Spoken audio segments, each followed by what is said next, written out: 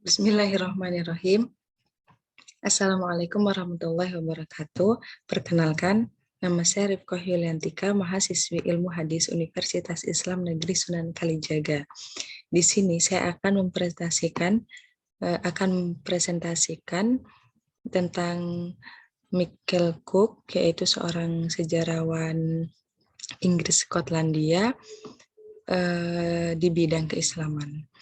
Nah, tugas ini guna untuk memenuhi pengambilan nilai presentasi dalam mata kuliah pemikiran hadis orientalis yang diampu oleh Bapak Ahmad Yafiq Mursyid MA.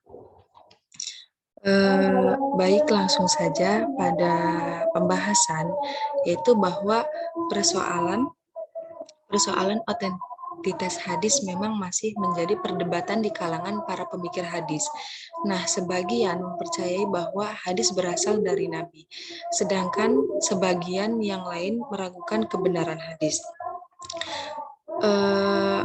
Menurut mereka dapat dibuktikan secara historis melalui seperangkat teori yang mereka buat.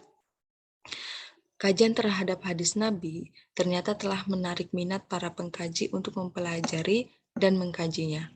Tidak hanya dari umat Islam dan sarjana Muslim, akan tetapi sejumlah sarjana Barat juga terlihat memiliki minat serius terhadap kajian hadis.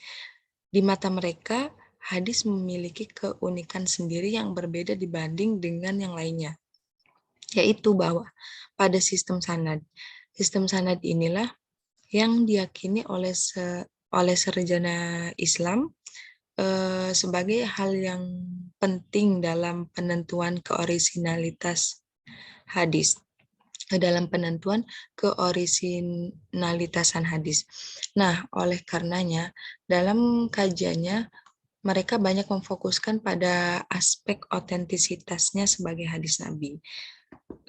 Untuk salah satu tokoh yang cukup mewarnai kajian tentang hadis di Barat adalah Joseph Scratch, seorang sarjana Barat yang ahli dalam kajian Islam.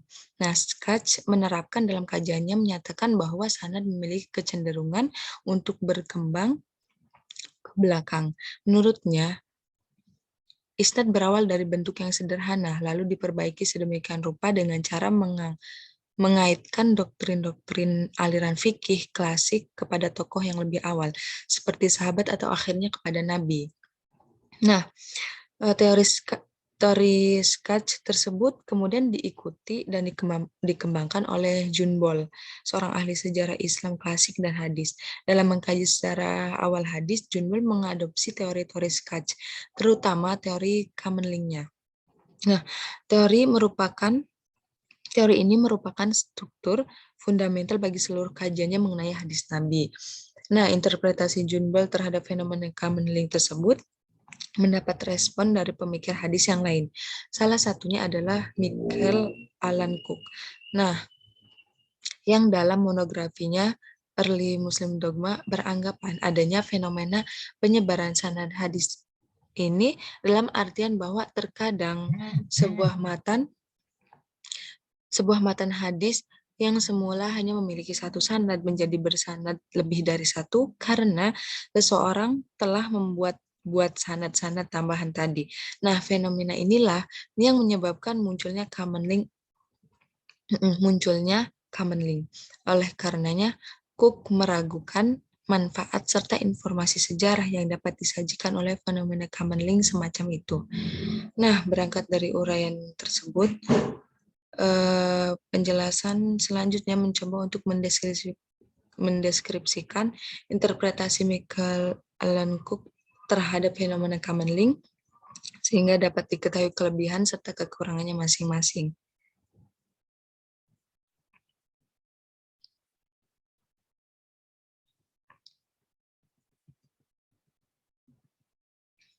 Nah, kemudian